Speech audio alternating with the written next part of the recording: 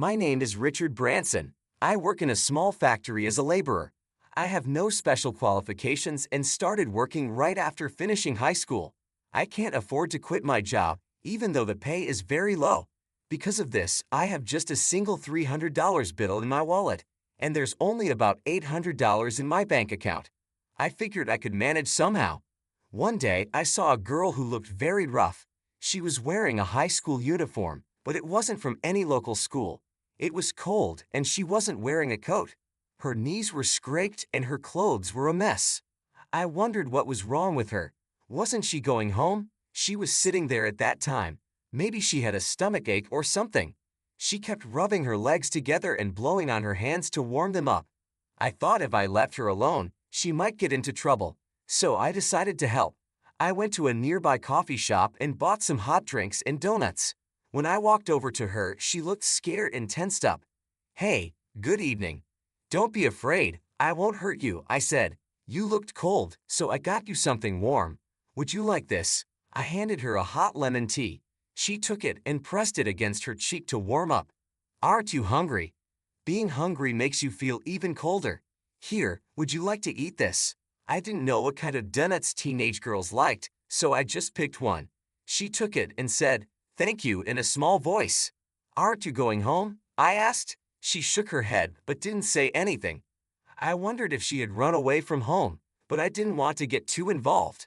I wasn't sure what to do next, but then the wind blew her skirt, and I saw that her legs were covered in painful-looking wounds. "What happened to your legs?" I asked. She quickly pulled her skirt down to cover them, but I had already seen the injuries. "Did someone hurt you? Were you beaten?" She stiffened and didn't seem like she wanted to talk. "Okay, I'm sorry. There are things you don't want to talk about, right? That's fine. You don't have to say anything if you don't want to. But if you stay here, you might get into trouble. How about going home?" She said in a small voice. "No, I was thinking of going to my dad's place, but it's far away." Her dad's place. That meant she was living with her mom now. I didn't know what was going on, but it seemed complicated. "Why don't you call your dad? Maybe he can come pick you up." I don't know his phone number. I don't even have a cell phone. I was surprised that a teenager these days didn't have a phone. "Do you know his address? Do you know where he lives?" She nodded and showed me a small piece of paper with an address I didn't recognize. "Is this where you can meet him?" She nodded again. "It does seem far, and it's already late." I took out my smartphone and searched for the address. It came up as Greenwood Group UK, a construction company. I wrote down the phone number I found and gave it to her. "Here's a number I found for that address. You should call it tomorrow. You'll probably find out about your dad. It's Greenwood Group UK, so maybe your dad works for a construction company. I hope you can see him." The girl smiled brightly. "All right, you should stay at a nearby hotel tonight. I'll make a reservation for you. You can stay alone, right?" I don't have any money. I didn't have much money either, but I had a $300 bill in my wallet. Maybe it would be enough for one night. "Don't worry, I can cover one night for you. After a warm bath and a good night's sleep in a bed, you should call your dad. But I can't pay you back. Don't worry about it. Just focus on meeting your dad." I booked a room at a nearby hotel that included breakfast for $300. I took the girl there, spoke to the staff, and handed over the money. I also asked them to let her make a phone call in the morning. After that, I left. I felt good about helping her, even though my wallet was empty. A few days later, my factory manager, Mr. John, called me in. "Did you call for me?" I asked, surprised, since it was my first time being called to his office. I went in with a nervous look.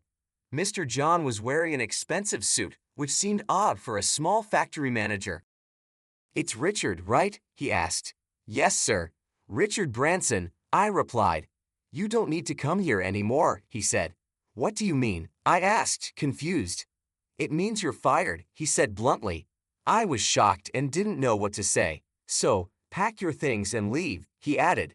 "Excuse me, can you tell me why? Did I do something wrong?" I asked, still not understanding. "We don't need troublemakers like you in our company," he said. "I don't understand. What makes me a troublemaker?" I asked. "You have connections with the mafia, don't you?" he accused. "No, that's not true," I protested. "I can't believe this. I've never been involved with the mafia. Say what you want, but the mafia is looking into you. We can't have someone like that working here. We never wanted to hire someone with just a high school diploma in the first place. The old boss used to say things like, if someone is motivated, that's enough. Please, I have nothing to do with the mafia. If I lose this job, how will I survive? I pleaded. I don't care if you end up on the street. That's not my problem. Maybe you should ask the mafia for help, he said coldly. I really have nothing to do with the mafia. There must be a mistake. Please, don't fire me, I begged. No, the decision is final. We don't need people like you in our small factory. Next time you apply for a job, don't lie about stuff like this, he said, ending the conversation. I'm not lying. I've never been involved with such people. Were you hanging out with bad kids in high school? Are those the kind of people looking for you? Mr. John asked. No, that's not possible. Please, Mr. John, I'm telling you the truth. Enough.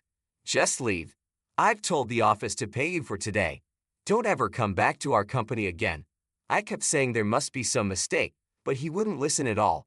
He looked at me like I was trash, then pointed at the door and said, Is that all you've got to say? I've heard your side of the story, and that's enough.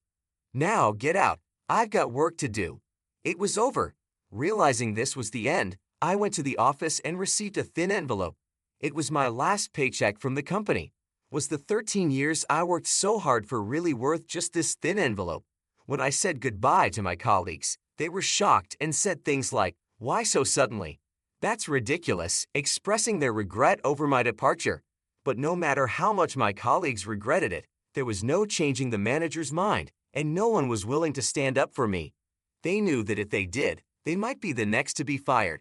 Leaving my colleagues with a take care, I walked out of the company gates I had been going through for 13 years. What am I supposed to do now, being fired so suddenly? All I have is this thin envelope. I just hope I can find another job before the money runs out. Thinking these thoughts, I was looking at the ground beneath my feet when I noticed a black car stopping nearby. Why would a car stop here? Curious, I looked up and saw a black luxury car. It's in the way, I thought. Must be some big shot here for the factory. He should hurry up and get inside. The driver, wearing gloves, got out and opened the rear door. A man in an expensive suit and a girl stepped out. The man asked the girl, Is this the guy? She nodded. Seeing her nod, I exclaimed, Oh, you're the girl from that time. So, you did meet your dad, right? That's great. I'm really glad you were able to meet him safely, forgetting my own troubles for a moment. I talked to her, and she smiled brightly and hugged me. Thanks to you, my daughter was able to come to me safely. Thank you so much, said her dad. You're her dad.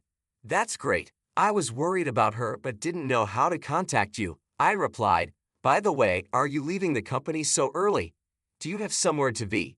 Oh yeah, something like that, I said with a forced laugh. I couldn't tell someone I just met, especially someone who looked like a company president, that I had just been fired. He seemed important, riding in such a fancy car and dressed so well.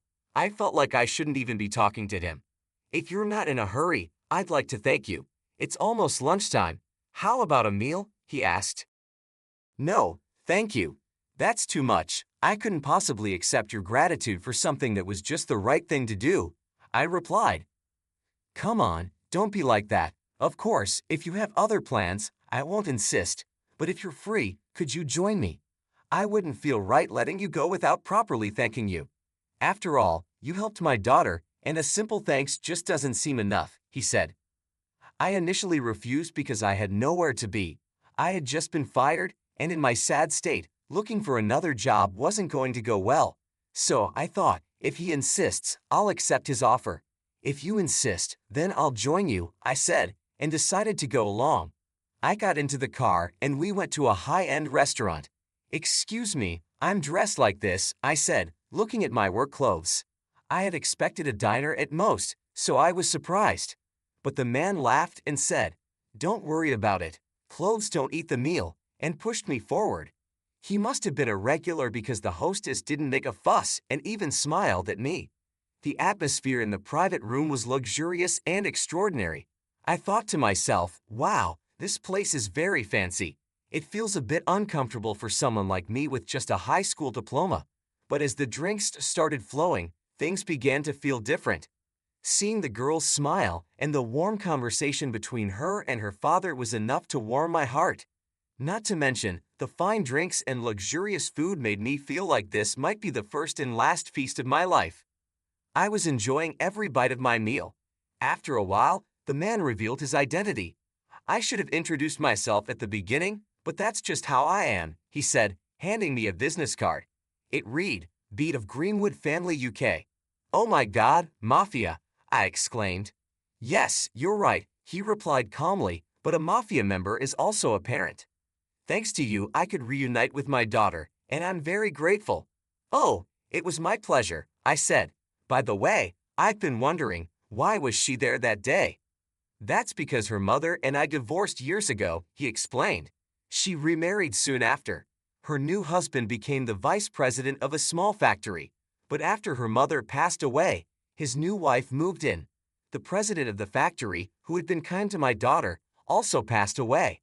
After that, the vice president took over as president, and my daughter was treated poorly. Is that why her legs were bruised? I asked. Yes, he said sadly. She was hurt in places that wouldn't show, especially on her back. It was terrible. Her mother had given her an amulet before she died and told her to use it if she ever needed help. That amulet had a note with my address. Not having a phone number on it was a bit of an oversight, I commented. She was trying desperately to find me, he continued. Even though she's in high school, it was a long distance to walk. By the time you found her, her wallet was empty. If she had stayed out there, she might have frozen to death. It was a tough situation.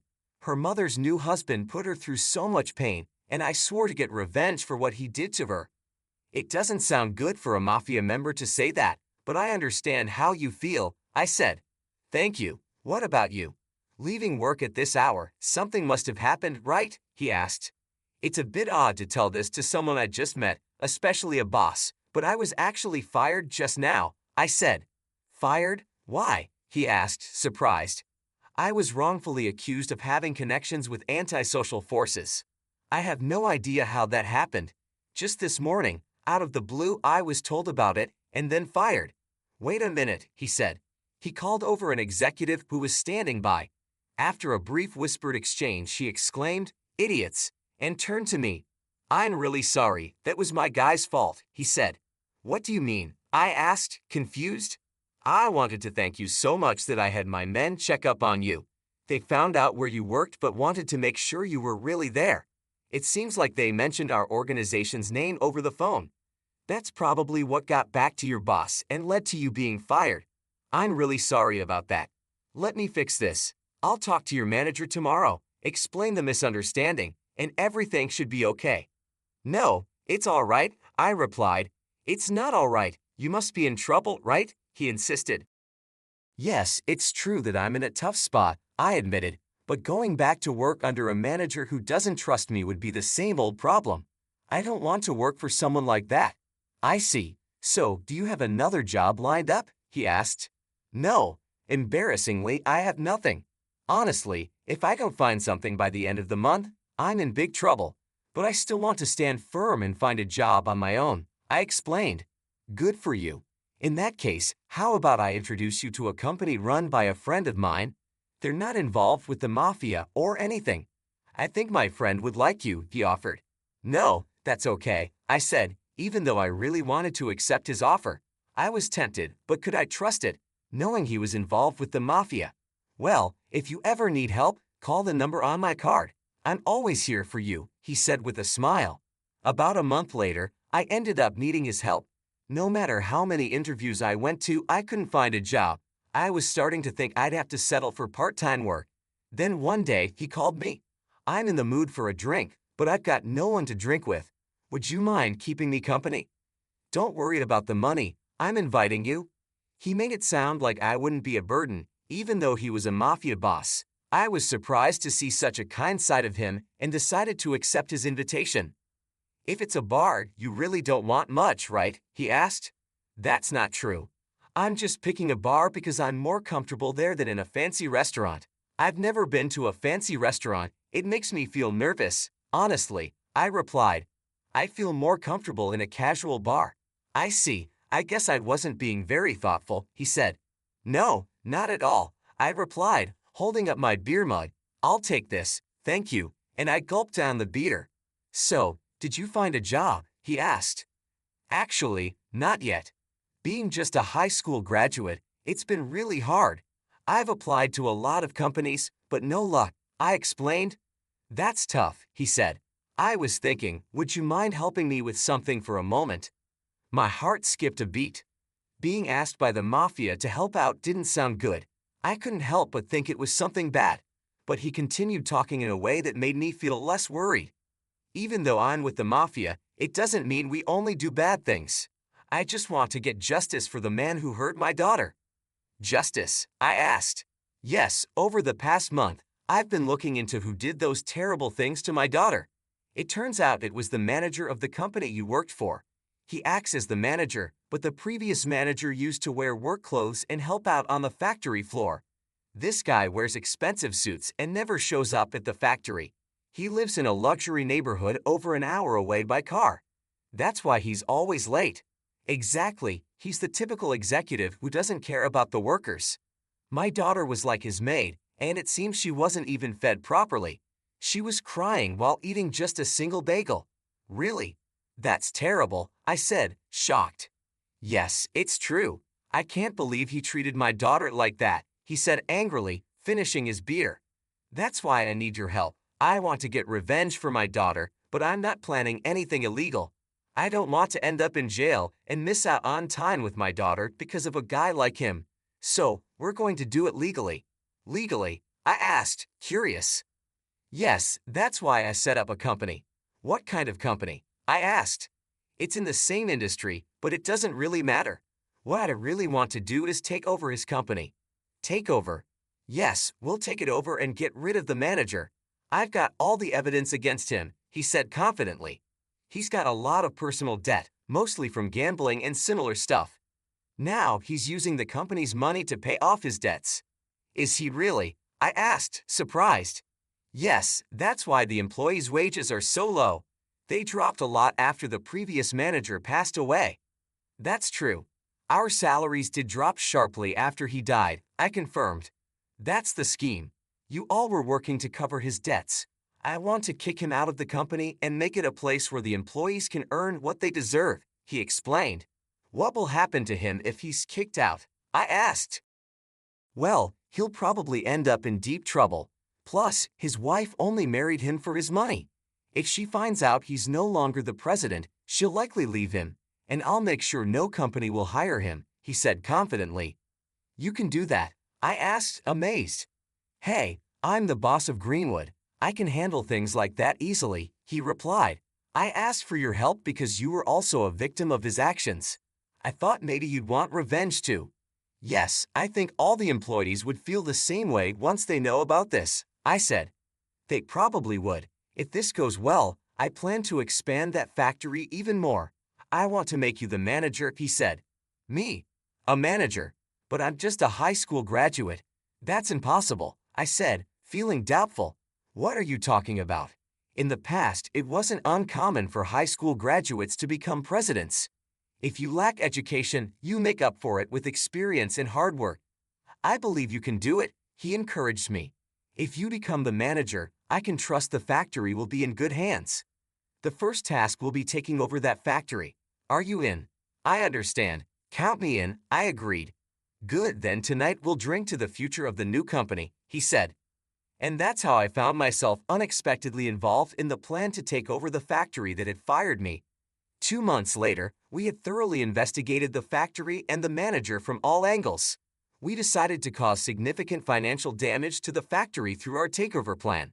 Long time no see, Mr. John, I said when we met again. Oh, have we met before? He asked, looking puzzled. You wouldn't remember a high school graduate employee. It's Richard Branson, I said, revealing my identity. I was fired under the false accusation of having connections with the mafia. No, that was just Greenwood calling to check if you were an employee. You used that as a reason to fire me, a high school graduate, I said. Well, that's not exactly how it was, he stammered. It's okay. Thanks to that, I found a good job at my current company. I have no hard feelings. In fact, I've come to you with a good offer, I continued. A good offer? You mean you want to make a deal with us? He asked, curious. Yes. Your products are of very high quality, something I know from working here for years. That's why I want to offer you a $8 million contract, I explained. $8 million, he echoed, surprised. Yes, I'd like you to deliver that amount of goods within 3 weeks. Once the delivery is confirmed, we'll transfer the $8 million to you, I said.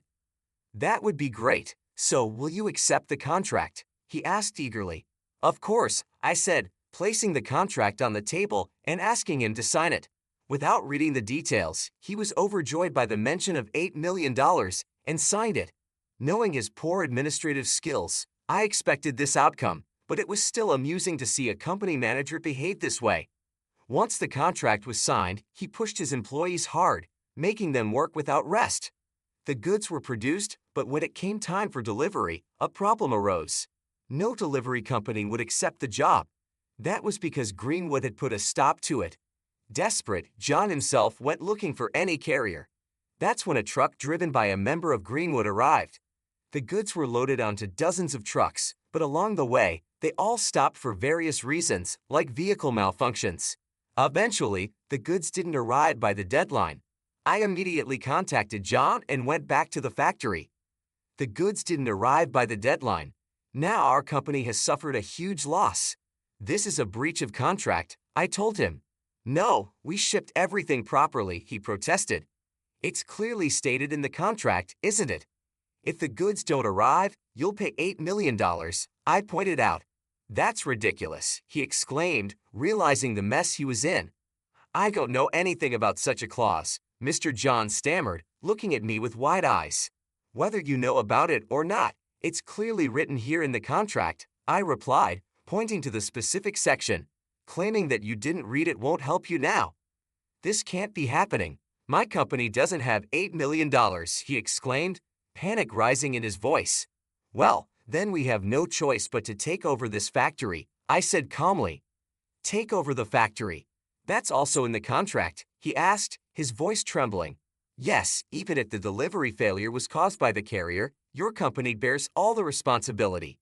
You signed the contract, didn't you? I reminded him, holding up the document. Wait, I didn't understand what I was signing. Losing this factory will ruin everything, he pleaded, starting to realize the gravity of the situation. It seems so, I said, unmoved by his desperation, and without the factory, no one will cover your personal debts anymore. How did you know about my debts? He asked, shock and fear in his eyes. We did our homework. That's not all. Your wife will probably leave you too. It seems she married you for your money, I continued, laying out the harsh reality. So, you knew all this and still tricked me into signing this contract, he said, his face turning pale as he grasped the full extent of his predicament. It's not just me who has a grudge against you. That's why this happened. Now the factory belongs to our company. Pack your things and leave, I instructed firmly. This is unbelievable. What am I going to do with all this debt? He cried, slumping into his chair, his face buried in his hands. After being kicked out of the factory, John went home to his wife, hoping she could help with the debt. He explained the situation, pleading for her support, but his wife, who had enjoyed a life of luxury thanks to his position, was not willing to stick around now that he was broke. She slammed the divorce papers down in front of him and demanded compensation for all the money she claimed to have spent during their marriage. Without the factory, we're finished. I need your help to pay off this debt, John begged. You should have thought about that before you lost everything, she replied coldly. I married you for your money, and now that you're penniless, there's no reason for me to stay. But we've been together for so long. Can't you help me through this? He pleaded, tears in his eyes. No, I've had enough. You're on your own, she said, showing no sympathy. She handed him the divorce papers, demanding a large sum in compensation. This added to his already massive debt, burying him under an insurmountable financial burden. John, now alone and overwhelmed with debt, found himself in a dire situation. With nowhere to turn, he realized that the life he had built was crumbling around him. The weight of his debts and the loss of his wife left him in a deep pit of despair, facing a future filled with uncertainty and hardship. As the reality of his situation set in, John could only think about how he had gotten to this point. The false accusations, the rushed decisions, and the betrayal by those he trusted had led him to this moment of utter ruin. The once proud manager, who had enjoyed a life of comfort and power, now faced a grim and uncertain future, with nothing left but the crushing weight of his mistakes. When I reported everything to the boss, he was very pleased and praised me. Now, that guy won't be able to get a job anywhere ever again. He'll learn what it really means to betray people. Yes, I hope he realizes the consequences of his actions and understands what it's like to treat people so poorly, I replied, feeling a sense of justice. Right now, you're the manager of that factory, the boss continued. You have the opportunity to grow the company, not just for yourself, but for the employees as well, right? No, I didn't do this for myself, I said, shaking my head. I did it for my daughter, for you, and for the employees who have been working hard at the factory. They deserve to be treated with respect and to have a good working environment. I want to make sure they are happy and feel valued. Good. Make sure those employees are happy and taken care of, he said with a nod. Yes, sir, I understand, I replied. With that, I went back to the factory, now as its new manager. My former colleagues were surprised and happy to see me return. Thank you all for staying and continuing to work hard, I said. I know it hasn't been easy, but together, we can make this factory grow and ensure that everyone gets the salary and recognition they deserve. This factory belongs to all of us, and we will make it a place we can be proud of. As I spoke, I could see the relief and excitement in their faces. They were cheering and welcoming me back warmly, and I felt a deep sense of responsibility and commitment to them. I had been away from the factory for a while, and things had changed. The atmosphere was different, but I was determined to bring positive changes. I started by meeting with each department, talking to the workers, and understanding their concerns. They told me about the problems they had faced under the previous manager, who had treated them poorly and neglected their needs. We were struggling with low wages and unfair treatment, one of the workers told me. It felt like no one cared about us. I'm here now, and I care, I reassured them. We're going to make things better. Your hard work will be recognized, and you'll get the pay you deserve. Let's work together to turn this factory around. I spent the next few weeks working closely with the employees, making sure their voices were heard and their needs were met. We implemented new policies to improve working conditions and raised wages to ensure that everyone was paid fairly for their work. We also focused on improving the quality of our products and expanding our market. One day, I gathered everyone for a meeting.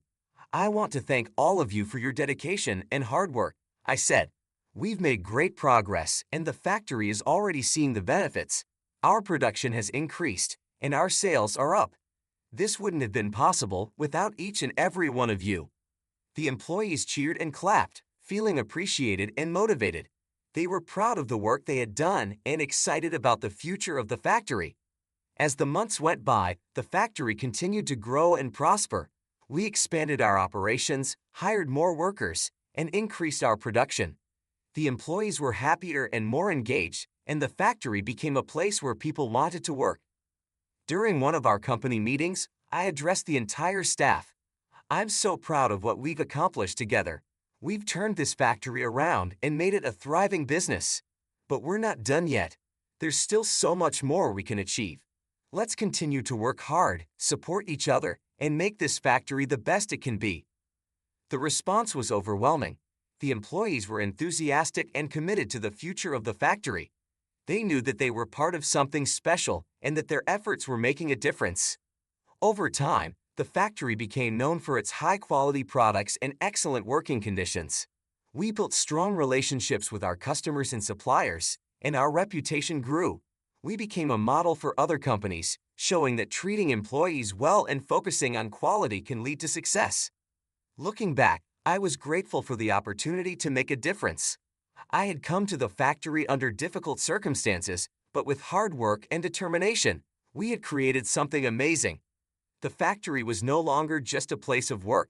It was a community, a family, and a source of pride for everyone involved. And through it all, I never forgot why I had taken on this challenge.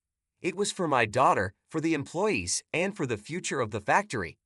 Together, we had turned a struggling business into a thriving success, and I couldn't have been